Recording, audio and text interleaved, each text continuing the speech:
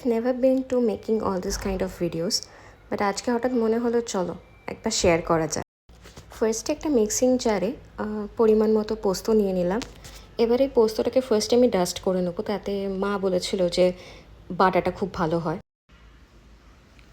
পোস্তটা গ্রাইন্ড করে নেওয়ার পর সেম জারের মধ্যে নুন, চিনি আর 2-3টে কাঁচা লঙ্কা আমি চিড়ে দিয়েছি। এই ঝালের পরিমাণটায় যে যা নিজের ঝাল যতটা খেতে পারো ততটাই দিও। লঙ্কা গুঁড়ো, হলুদ গুঁড়ো আর টক দই। দইয়ের মেজারমেন্টে যতটা চিংড়ি নিচ্ছ তার উপর ডিপেন্ড করছে। এরপর অল্প একটু নারকেলের দুধ দিলাম। এটা পুরোপুরি অপশনাল, দিলেও হয় না দিলেও হয়, আমি জাস্ট টেস্টের জন্য আর বাড়িতে ছিল ওই জন্যই অ্যাড করেছি। দিয়ে একটা থিক পেস্ট রেডি করে নেব। পেস্টটাই অনেকটা এরকমই দেখতে হবে। এবার একটা বেকিং ট্রের মধ্যে আমি চিংড়িগুলোকে অ্যাড করে দিয়েছি।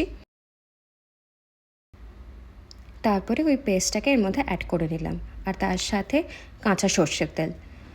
এবার এই মিক্সটাকে ভালো করে চিংড়ির সাথে মাখিয়ে নেব। দেন অল্প একটু নারকেলের পাউডার বা নারকেল কোড়া যেটাই বাড়িতে থাকবে সেটা অ্যাড করে দিলাম। দিয়ে ভালো করে আবার মিক্স করে নেব। কয়েকটা কাঁচা লঙ্কা অ্যাড করে দিলাম উপর থেকে, জাস্ট টেস্টের জন্য, কারণ ঝাল ঝাল খেতে এটার টেস্ট বেশি ভালো হয়। দেন একটা র্যাপিং শিট দিয়ে পুরো ওপরটা কভার করে দিলাম, সিন্স আমি আজকে এই পুরো জিনিসটাই করবো মাইক্রোওয়েভে।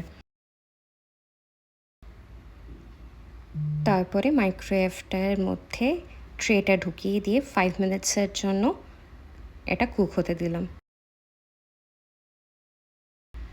দেন আমাদের চিংড়ি পোস্ত ভাপা রেডি।